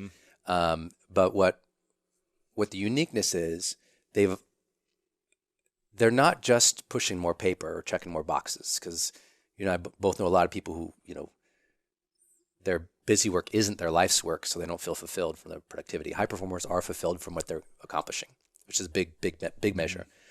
And here's what they did: they identified their primary field of interest, which is a big deal. Then they identified what we call PQO, prolific quality output, which is what's the outputs that matter and get recognized and rewarded the most in this primary field of interest. And then they went all in at it. They became almost singular focuses. Like, when Jobs came back to Apple and got rid of all the product lines and said, these are what we're doing, that was prolific quality output. We're going to be prolific quality output on these things, not those. So it's important. Like for me, I thought there was this period of my life where I thought my primary field of interest was personal development. And that's what most of the world knows me for. I've never posted any marketing on my Facebook page in terms of like marketing advice. I teach that. That's way down in my funnel. My YouTube, my podcast, Facebook are all just personal development. So I really identified with that. And then I launched my first book, Life's Golden Ticket, which was my life's message. And it kind of bombed. It hit bestseller and then it died, bam, pow. Yeah. And it really bummed me out. And I realized why. I said, you know what? I've been thinking my primary field of interest is personal development. And so I did all the book. I read all the books. I went to all the seminars. I, studied with the gurus. I became friends with, Wayne Dyer and Tony Robbins, the big names. That's what I thought it was. And then I had to make a shift. And I shifted my primary field of interest to how to share a message. And it completely shifted. When I started learning, I was like, you know what my primary field of interest needs to be is how to share a message, because I already got the message. Right. And then I said, well, what's prolific in this area? Well, what's prolific is what's recognized in this particular area right at that time, which is 2006 and 7. Online video was just coming in. I mean, YouTube and Facebook were young. YouTube was like 2004, I think. Yeah. Or 2005 or something like Young. that. Yeah, young. But what's mattering now is video. And I went all in. I've created 13 online courses because in my primary field of interest, sharing that personal development message was everything. So I learned how to share everything. And I went from, kind of a busted first book to in 18 months, 4.6 million in revenue. Wow. Because I learned how to sell. And I learned that sharing and selling a message was just as important, because if you don't make the money, you can't sustain the message. I had the message, but I wasn't making any money. I was the poor broke writer dude. And I was so I shifted my primary field of interest and I got to understand marketing. I got to understand business and what's going to be prolific in what I'm doing now. And that's creating products to sell. Oh, I got to create more products, higher quality products. I showed you like my brochures and beautiful stuff. Just like super branding, all my books, I did all the covers of all my books and I obsessed about, I was like the look and the feel and stuff I didn't care about before. And that changed everything. So what I tell people is if you want to increase, don't just get more stuff done, get more of the right stuff done and really go in on it. I mean, super obsessed about the quality and really focus. It's that old saying, the main thing is to keep the main thing the main thing. Exactly. Yeah. But you very careful what your main thing is. That's tough. Because and I, especially more abundance, high performers really struggle because you have, 50 doors. Opportunities. 50 doors, and you want to take all of them. But you'd have to cut yourself up into 50 places. Yeah. So you got to really identify what that means. The book helps people figure out what is that what's my primary field of interest really at this stage of my life? What's the prolific quality output I need to do here? And then it teaches them the habits during the day, like block time, like how to set intention and release tension, how to know when to quit on stuff. All that's in that book as well. Powerful. So productivity, they know how to be productive on the right things. Yeah. Yeah. Awesome. This one is surprising. The next habit is high performers develop influence more than those around them. It's not because they're cool. It's not, look at me. I'm not getting ahead on my cool factor here, ladies and gentlemen. I just got these new Nikes. I walk in the store. I walk in the store. I was like, what's your newest shoe? They're like, these ones. I'm like, I need that. And they're like, why? I'm like, because Lewis has sneaks, man. I wear suits or like, I'm either on stage in a suit or at my studio, kind of like kind of formal too. Sure. I was like, man, I gotta get some sneaks. They look good, man. I said, give me your newest sneak. So I'm not getting ahead on the cool. I don't develop influence because I'm cool. It's not your personality that gives you influence. Yeah. It's how you treat other people, and specifically the way that high performers gain influence. Is this way too much? No, I'm get it. How you treat other people. Here's how you develop influence. If you really want high level of influence. Obviously, you got to do all the basics, treat people nice, be kind. And in the book, what I do is with each habit, I say, here's the basics, but then I go, here's what the needle mover practices are. The highest performing influencers, what they're doing, often they don't know they're doing it, by the way. The first thing they're doing is they're teaching people how to think. A lot of your show gained influence, I really believe, because you're really good at teaching people how to think. Thank you. You're shaping their mindset, but high performers are really doing it explicitly, and you do this too, where you say, here's how to think about that, guys. Or high-performing leaders tell their team, here's how we should be thinking about ourselves. Here's how we should be thinking about the competition. Here's how we think about the future of the company. They're saying it. They're explicit more often. Here's how to think. I mean, what is it? The 7th most read book in the history of the world is Think and Grow Rich. Crazy. It became that way because he taught people how to think about money. We have to tell our audience how to think about things. The second thing they're doing is they're challenging people. And they're challenging in a specific way. If you listen to a great orator, a great speaker, the pros, the one I know I'm like, oh, this person studied speech before, is they challenge the audience in 3 ways. They challenge the audience's character. Then they challenge the audience's connections, their relationships. Then they challenge the audience's contributions, what they're giving. You hit all 3 of those, the audience is like, I have to listen to her. I have to listen to him. Because not only are they shaping how I should be thinking, because maybe I was thinking wrong, But now they're pushing me because, it's just like a great coach. The greatest coaches, they're not just saying throw the ball better. They're like, Lewis, you're a better man than that. Come on, man. They're saying, look, you're treating your team like crap. They're look, you're not contributing to the team here. That's a different challenge than just throw the ball faster or catch So I studied that from them, but those are the primary things. And the third thing, of course, is role modeling.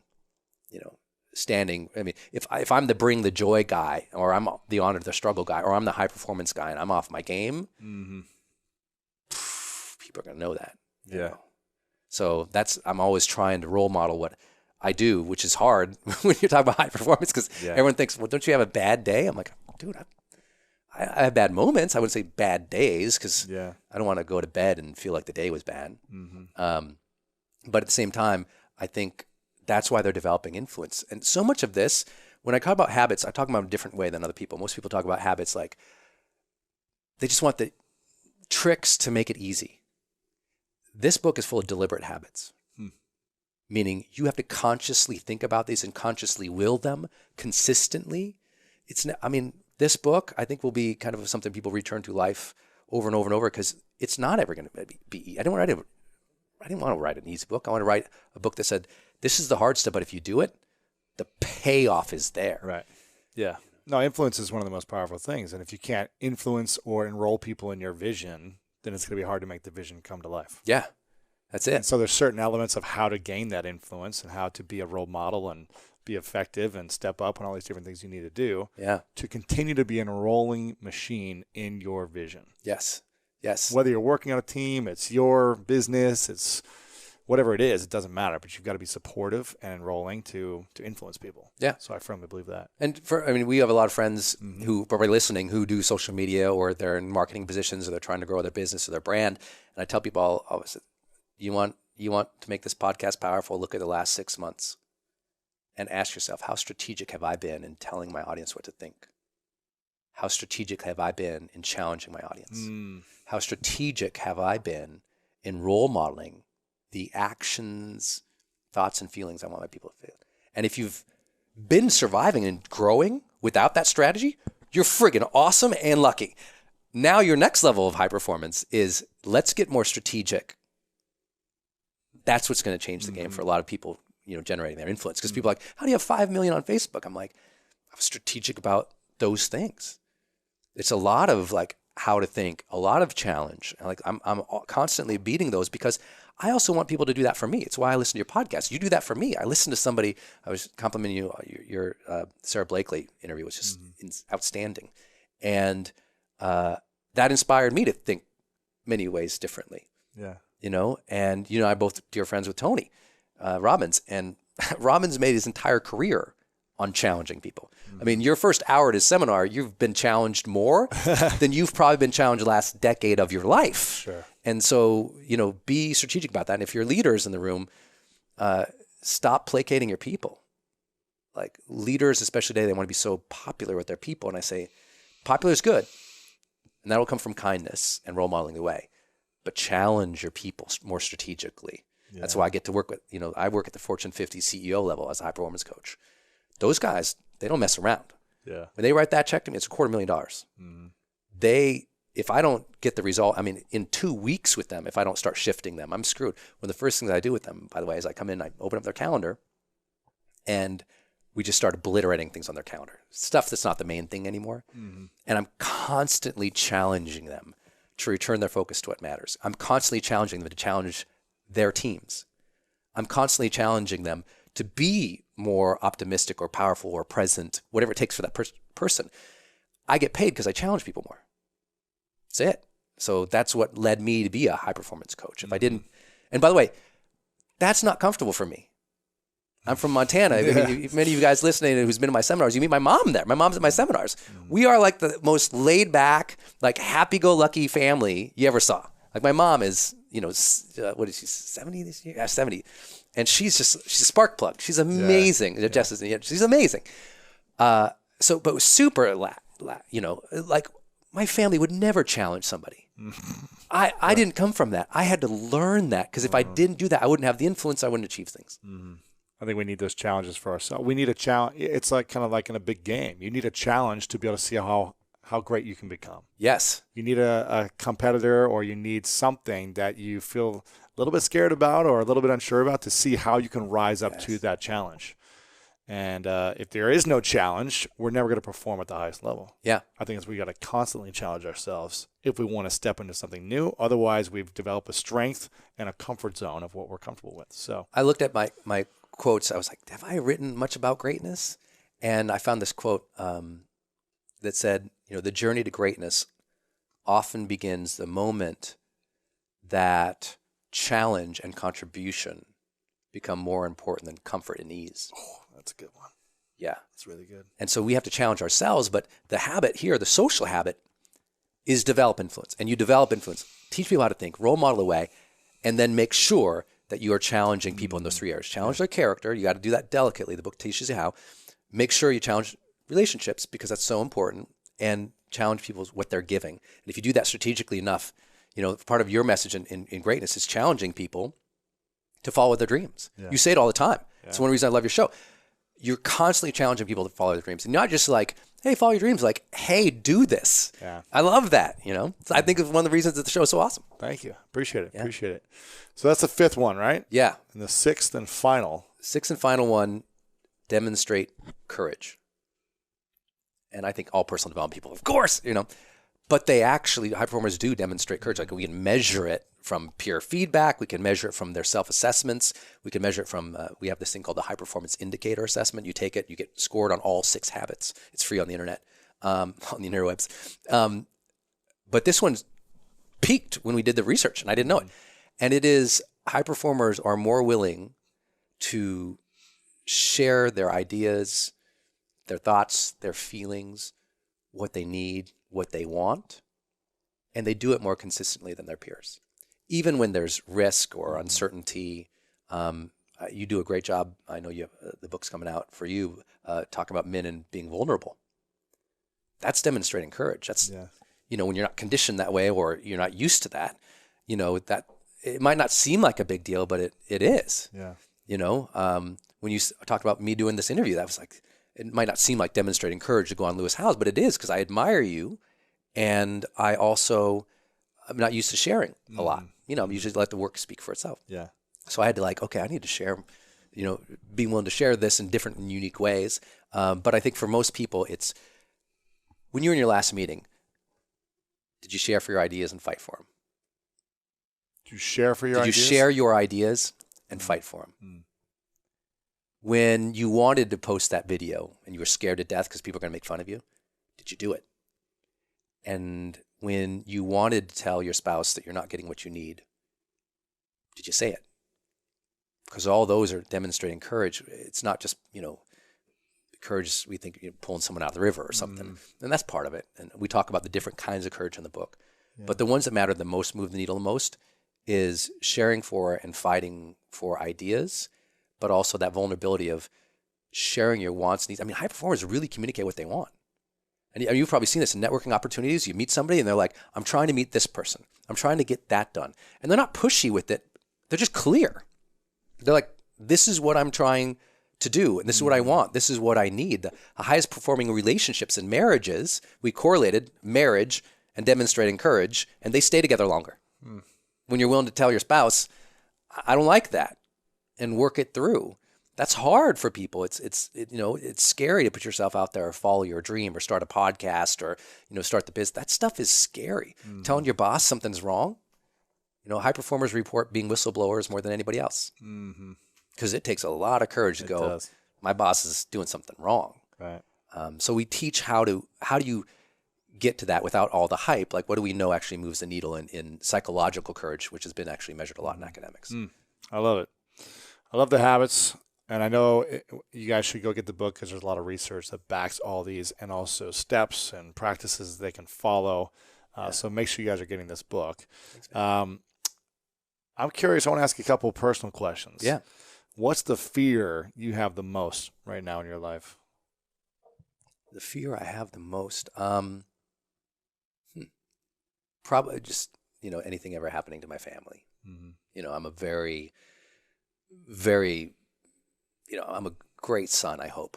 I lost my dad in 2009 to leukemia, and he was like my big mentor. And he got diagnosed on Mother's Day.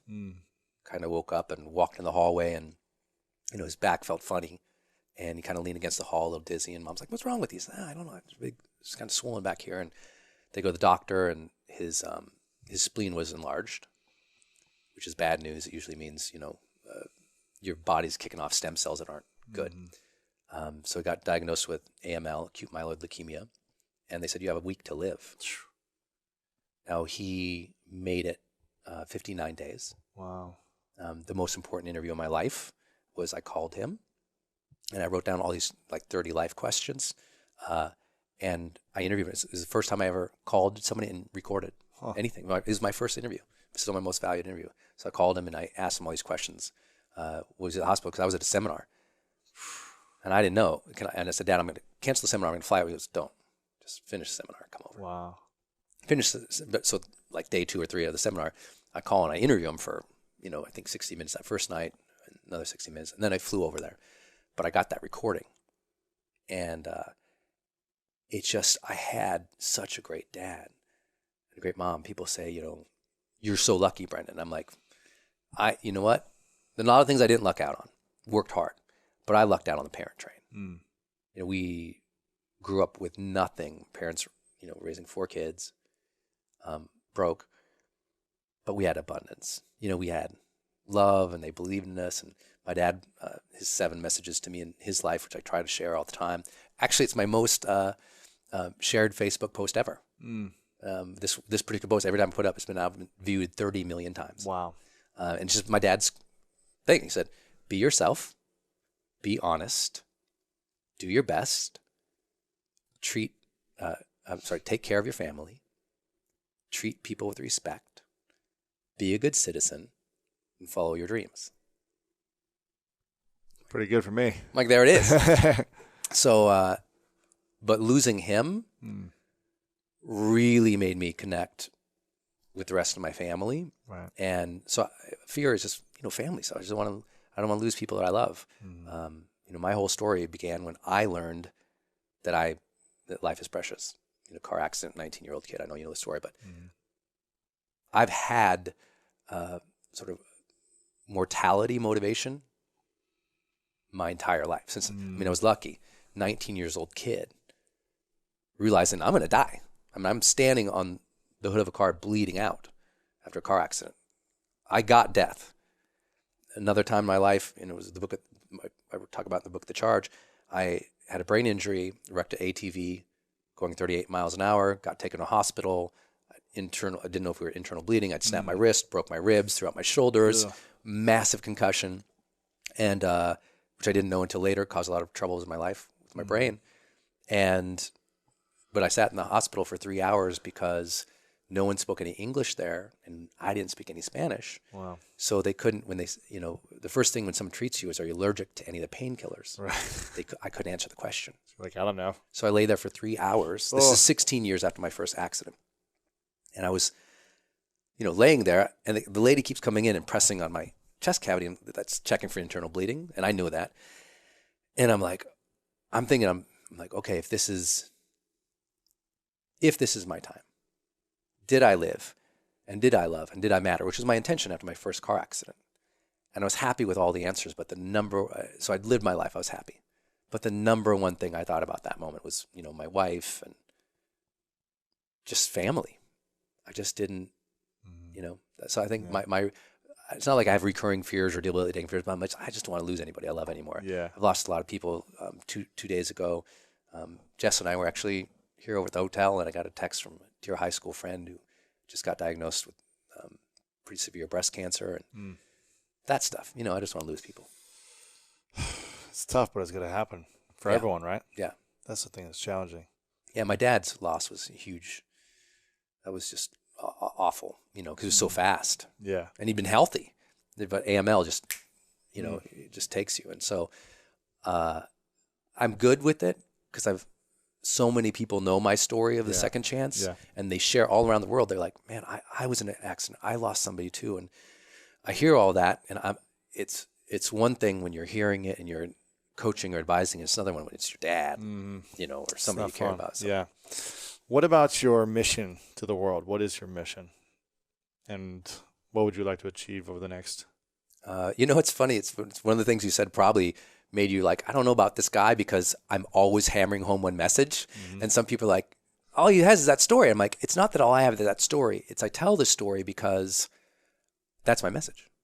My message, when I tell my car accident story, the message that comes out of it is, at the end of your life, you're going to wonder if you lived a good life. And so you're going to ask yourself questions to evaluate, did I live that good life? Mm-hmm. My message is find out what those questions are for you. That's it. Because if you can identify, if you can think like, what would I ask? How would I know if I lived a good life? You'd ask yourself questions. What questions would you ask? Because if you know your questions, then you get to wake up every day and you can live intentionally. So when you have to answer those questions, if you have a moment of cognition before you die and you ask the questions, you can answer them from a place of, connection, pride, heart, be like, I did, I want to affirmatively answer at the end of my life, I lived fully and I loved fully and I made my difference. That's what I asked that second time after the ATV accident. That's what I learned I was going to ask at the first accident. Take my passport away. Well, every time I'm out of the country, one of these accidents happens. But I'm a little too adventurous sometimes. But I've learned that maybe sharing that message too often, people go, yeah, but I go, that's it, man. You can't live with intention unless you know the questions you're actually going to ask at the end of your life. People say, well, how do I know what my purpose is?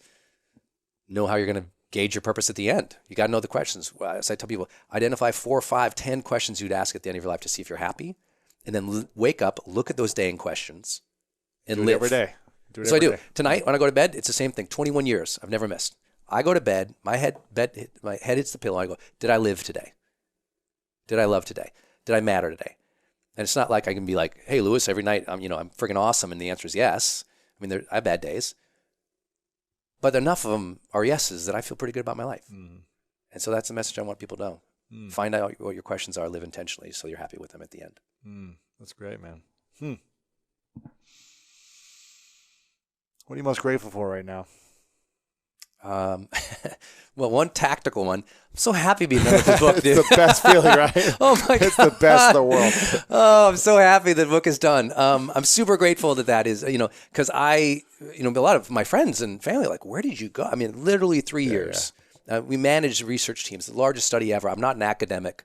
So to put together a book like this, 30 pages of resources and citations to prove everything out with hardcore data analytics. Honestly, it wasn't my strength, so it was exhausting. But it was what was required to serve at the next level. Because I wanted corporate audiences to be able to take this assessment and go, this is more rigorous than anything we've ever done. I wanted academics to love it. I wanted people who are entrepreneurs to go, I see what I can do. There's so many moving things I wanted this book to hit on. But it also exhausted me because it was just constant. So I'm super proud to have that done, and grateful for that, having coming to a book I'm proud of. I'm extremely grateful for the patience and love of my family in this particular project. It took me away more than anything else. I'm actually really grateful that I've gotten to know you better and getting this to be the first in-depth conversation with it. Yeah, it's fun.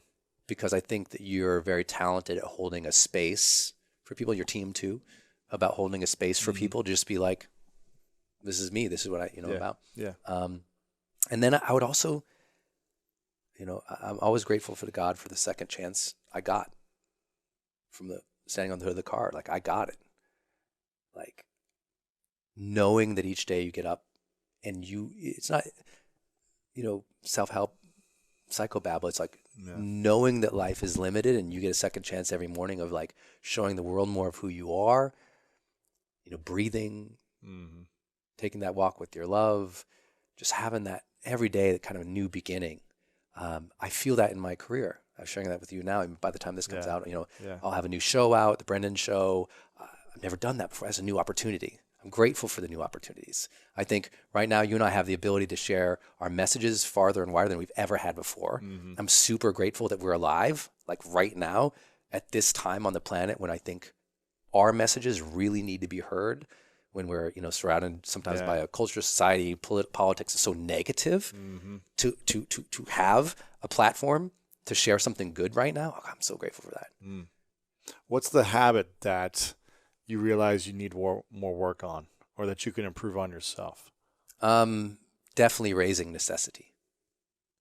I think the challenge that you have when you're good is that you're good. Yeah. So you're like, I'm doing pretty good already. Yeah, it's easy. The better you get, the more expertise development you get, the easier it is to show up and go through the motions. Yeah, you don't have to prepare as much. You don't have to practice as much. You just you get results. Whatever you're going to do is good enough. Yeah. But what happens with high performance, it eats at them because they know they got more in the tank. And they're like, you know what, that was good, but I could have got another. And it's not that they're dissatisfied. We take on that myth in this book. High performers are not dissatisfied. So people who say never be satisfied, they got to look at why they're saying that, because it's not true, because high performers are satisfied. They're striving satisfied. Doesn't mean they're not striving for the next big thing, want to become better, but they're happy. High performers are happier than all of their peers. I mean, by significant, almost double digits. So it's really significant. But I think for me, I need to constantly be reminding myself, like, okay, what is the reason you need to perform really well right now? And I need to be more consistent about that question. So I set up triggers in my life to do that. From every time I stand in line, I have a line trigger, I have door triggers, I have phone triggers. Smart. So when I stand in line, I always say, what level am I right now in terms of my presence and energy? Scale 1 to 10. 1, I suck, I'm dead, I'm not even alive, not even feeling grateful. 10, I'm like, I'm vibrant, I'm joyous, here I am. And I rate myself consistently on that. And it just retouches me, like the need. I want to feel it's necessary to be grateful. I want to feel it's necessary to be great. I want to feel it's necessary to do my best, but you don't get that without reminders. So you got to set up alarms or triggers or some, note cards around that, whatever it is it takes for you to have that. But I know for me, after the research, I didn't get how, I mean, you're talking from every athlete to every high CEO this is what they did. And I didn't find this. You'll see all the questions I asked them in the book. I really had to dial into their psyche. And when we found that, I was like, is that a thing that they'd really, but they all do. And so it inspired me to level. I'm like, I'm going to raise my necessity, and I'm going to practice everything in the book to get that up a little higher. I like that. Yeah. What's the first thing you're going to raise in the necessity? In terms of your business or relationships or health or what area of your life? I would say I'm going to raise necessity on probably at this point in my life sharing more. And we talked about that this morning because it never wasn't necessary. Yeah, I made my whole career training. Here's a problem: you're dealing with disappointment, you're dealing with stress. You had to fight with your lover. You don't feel fully charged. You don't feel connected. You don't feel like you're contributing. Here's the answer: steps 1, 2, 3, and 4. Because I knew that from the research or from my coaching experience, but I didn't share a lot into that. Yeah. And I probably need to read your book, Masculinity. Maybe there's something there. I don't know. So I just didn't feel like it was necessary to share Brendan. So I'm demonstrating courage, I hope, by making a show called The Brendan Show. Because I feel like for me to be able to pull that off without feeling like I should be punched in the face, I'm going to have to demonstrate the courage of I'm going to raise the necessity to share more. You're going to own it. Yeah. Yeah. Okay, final couple questions. Well, before I ask them, is there any question you have for me or anything you wish I would have asked you so far? Anything I wish you? No, man, this is awesome. Now, question for you: which of those habits would you work on? I mean, every one of them, but I think courage. I think it's always being courageous to say what I think, to do the things that are the right things, and not hold back in any way because I'm afraid of hurting someone, I'm afraid of upsetting a situation, or I'm afraid of looking bad, or whatever it may be, whatever the fear may be in that moment. So I think courage stands out for me the most right now. I would say, and then I think necessity would be the next one. It's like constantly challenging myself to be more prepared in situations. Because a lot of times I just go on stage and I just I really haven't prepared anything. I'm 10 minutes before. I'm like, what do I do? And then I figure it out and I go. And because we've had so many reps. Yes. You're way better than me on stage, but it's like I've had 8 years of reps now of training that I'm like, I can do 80% and it gets a great result. Yeah. You know? Yeah. But then afterwards I'm like, I just know I didn't give everything that I should have. Yeah. Like, I got a tip for you on that one. Yeah. Knowing your work, legacy. Mm-hmm. Here's your challenge, your backstage trigger. Every time you walk on the stage, go, if this footage is the last of me ever. That's a good one. I like that one. That's a good one. Is there record? How are you going to show up? Yeah. I do that every time. What are I'm you on going to stage. say? How are you going to show up? This is because sometimes I'm not prepared, just like you. I mean, I hit 5 cities, but here's 20,000 people in this arena. Here's 2,000 at my event. $1,000 a ticket. The expectation's insane. So I got to be prepared for sometimes, but sometimes I don't have to be prepared because it's something I'm doing is for somebody else. So it's easy to show up and not give. So it's like because legacy is so important to you. Big. I'm like, even if you're not prepared, if it was the last footage ever. Boom. That's good. Yeah. You give your best, you do your best. So those would be from me. Cool. Well, final 2 questions. The first one is called The 3 Truths. Mm-hmm. And you've written many books already, #1 New York Times bestseller. You've sold millions of copies. You've done the Brendan Show now. You've done everything you've ever wanted to do. You've created it. And this is the last day 70 years from now for you, right? Theoretically. Mm-hmm. You've done everything. Any dream, any raising the necessity, you did it, achieved it. Like nothing else you can do. Yeah. You've conquered whatever you wanted to conquer. And everything's been erased for whatever reason. Every piece of content you put out there, all your followers have nothing to see of yours. No books. Sci-fi novel. No photos on Facebook or Instagram. Yeah. You have a piece of paper and a pen to write down your 3 final truths. So Yes. this would be your last message to the world. Yes. And the only thing that's recorded or what you write down is 3 truths back to the world. I kind of have an idea of what you might already say, but what would those 3 things be? Well, I'll tell you what I'm going to say, Yes. but then I'll answer it in a different way too. Perfect. For me, it would be live, love, matter. And it'd be something around those truths. Like, because at the end of your life, what I found, it's hard to give perspective to this, but for 20 years, I've been telling people to find those questions. And no matter what, and I don't know if you know this, but I volunteered in hospices for a decade. I've been with a lot of people in their last moments, weeks and months. I've been around a lot of that in my life because I wanted to see if what I experienced on that car was what other people experienced. In some ways it was. In some ways, at the end, we all wanted to know, did I live and how that was, and did I love and did I matter? But hopefully that wouldn't be erased. But, if it's related into greatness, I say number 1, like the truths are knowing that, outside of those, the truth is life will never be joyous unless you bring the joy. I really feel like that. So many people are waiting to have happiness, and they're waiting to like, well, maybe when my boss loosens up, I'll loosen up, or when she's vulnerable, I'll be vulnerable, or it's like we're waiting for something. I'm like, it's not. Your life will never be what it is going to be unless you bring that thing. For me, I wanted to be I want to be more bold in my life. That was one of my goals because I wasn't that.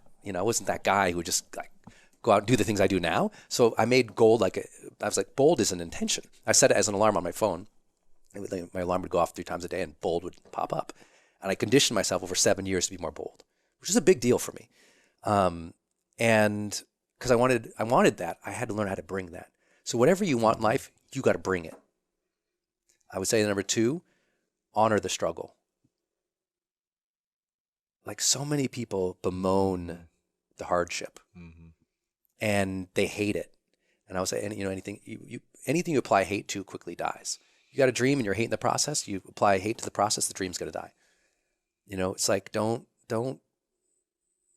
be very careful of what you put hate or things to. And most people do that with hardship. And I've always seen hardship as like, I'm going to honor this process. It's sort of a samurai mentality. It's like, I'm going to honor that this is difficult because that is precisely what's needed. Yeah. And then the last truth would be, you'll never feel good about life unless you serve and connect with other people. Because you can do the first 2. But if you're not serving and connecting with other people, you'll never feel good about life. You might have a good life, right? Have the good life. You could make a lot of money, taking advantage of people. People do that. Right. But you'll never feel good about life unless you serve and connect with other people. And one of the things in courage is came to my mind that we found from the research we kept digging down about courage.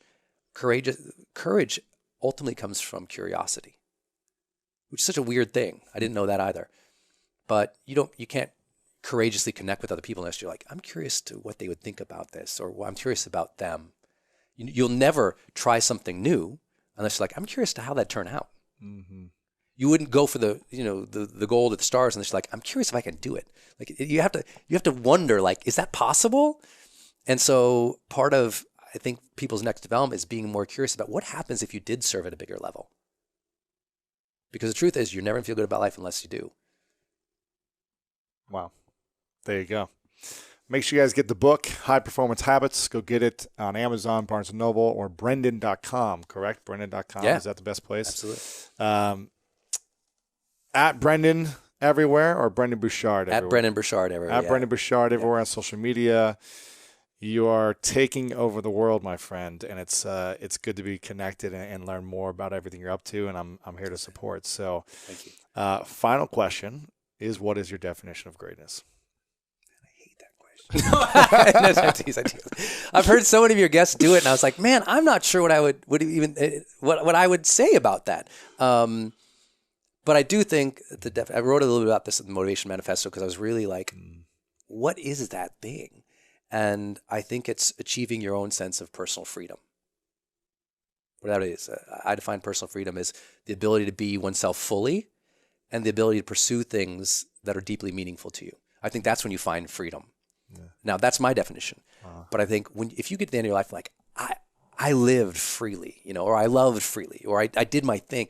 It's like when you feel that you're living your own personal freedom, whatever that means, I think that's magical. So I don't know if I have the answer for everybody else, but for me, it's when I feel free in life, it's I'm being myself fully and I'm doing things that I deeply care about.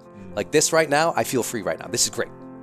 Right? That's how I would say. If I'm being myself and I love what I'm doing right now, I feel great. When you show you're passionate about something, people are attracted to energy that is passionate, that is grateful, that is fun, that is loving, that is expressive, that is creative, that is expansive. They're not attracted to people who are closed off and guarded.